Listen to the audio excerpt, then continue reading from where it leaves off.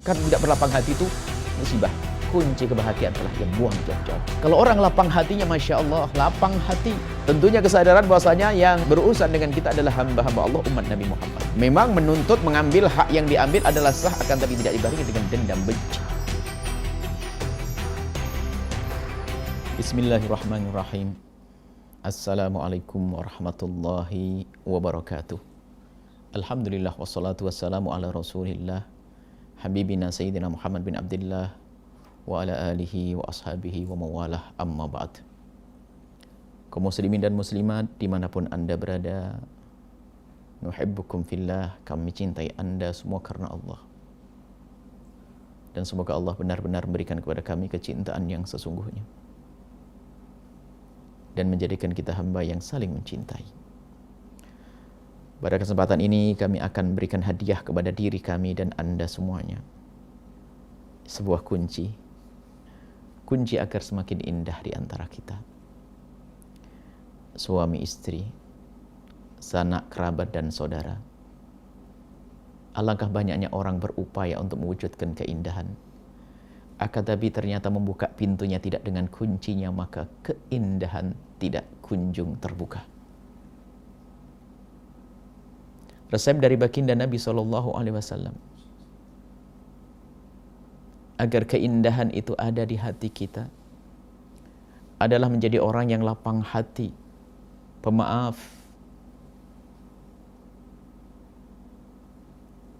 pemaaf adalah sifat-sifat orang besar, sifat-sifat orang yang berjiwa besar. Tidak mudah menyimpan dendam, berlapang hati. Dan begitu sebaliknya jika ada orang sempit hatinya, hidupnya akan capek, kebahagiaan akan terpangkas. Dengan saudara pun dia akan bermusuhan. Dengan istri pun tidak akan menjadi akur dan akrab. Dengan orang tua bisa saja bertentangan terus, tidak ada henti karena hati yang busuk, hati yang tidak lapang. Nabi pernah menyebutkan, ma'isyarakan dabba alaikum da'ul umami qablakum. Awas, hati-hati, ada penyakit yang akan merayap di hati kalian seperti pernah merayap ke hati umat-umat terdahulu. Al-baghdha, kebencian. Kalau orang sudah benci dan dendam, maka hatinya sempit. Wahyal haliqatu, dan itu adalah pemangkas. Wala aqulu tahliku sya'ra, kata Nabi, aku tidak mengatakan mangkas rambut, walakin takhliquddin, tapi mangkas agama. Sehingga orang kalau sudah tidak lapang hati, dipenuhi hatinya dengan kebencian, kedengkian, dendam, capek hidupnya. Yang orang lain senang, dia mas sakit. Mana ada kebahagiaan tiba kunjung datang kepadanya. Melihat tetangganya berhasil, dia sakit karena ngiri yang ada di hatinya. Lihat orang lain sakit karena dia ngedendam. Maka kunci yang luar biasa adalah bagaimana kita bisa berlapang hati. Dan untuk bisa berlapang hati, maka yang kita gunakan akal kita merenung. Biarpun kelapangan di dalam hati, akan tapi kesadaran ini penting. Kesadaran itu penting. Tentunya kesadaran bahwasanya yang berurusan dengan kita adalah hamba-hamba Allah, umat Nabi Muhammad. Kemudian kepandaian seseorang adalah akan menjadikan apapun yang ada di kiri kanannya sebagai tangga untuk menggapai kemuliaan. Dan tidak pernah menjadikan apa yang ada di kiri kanannya sebagai sebab untuk kehancuran. Dia sadar dikenal Allah, tiba-tiba didolimi oleh seseorang. Bayangkan, didolimi dengan apa? Uangnya diambil.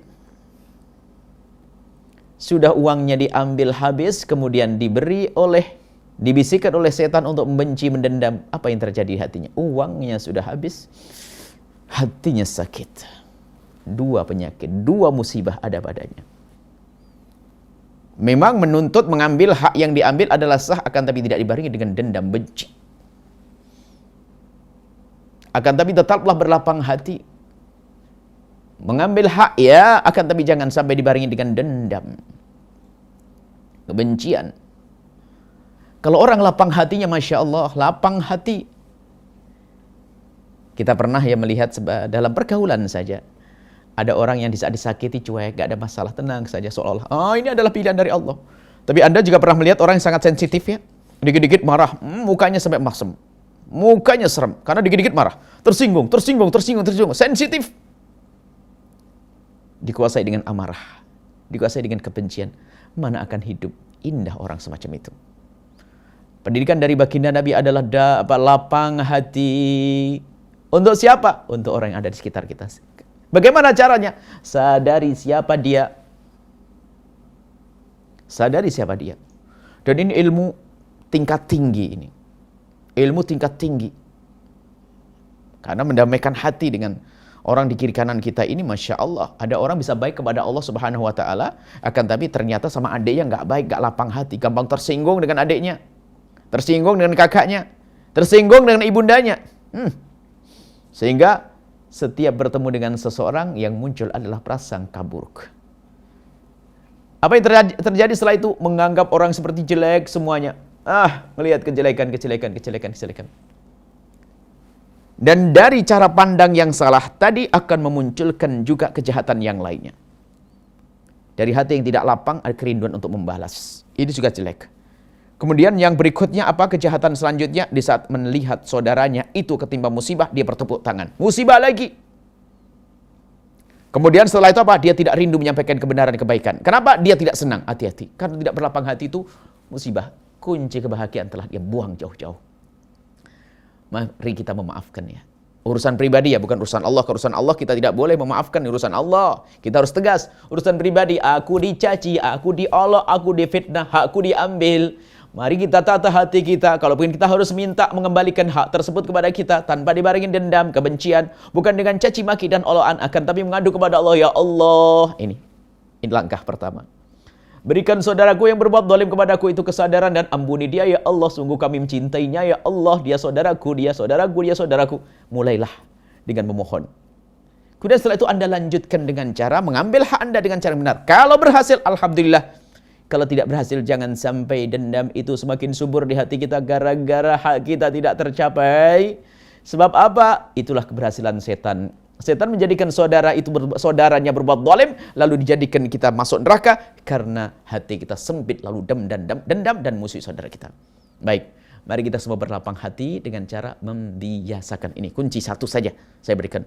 Membiasakan mendoakan kebaikan kepada siapapun orang yang berbuat salah kepada kita. Sebesar apapun, doakan semoga Allah berikan hidayah. Berikan segala kebaikan, bukan untuk saja dirinya, keluarganya. Kalau kita latih dengan yang demikian, maka sungguhnya kita akan menemukan keindahan yang sesungguhnya. Karena kunci sudah kita pegang. Bertemu fulan, enak. Sudah merasa di surga sebelum masuk surga. Allah a'lam bishawab. Assalamualaikum warahmatullahi wabarakatuh.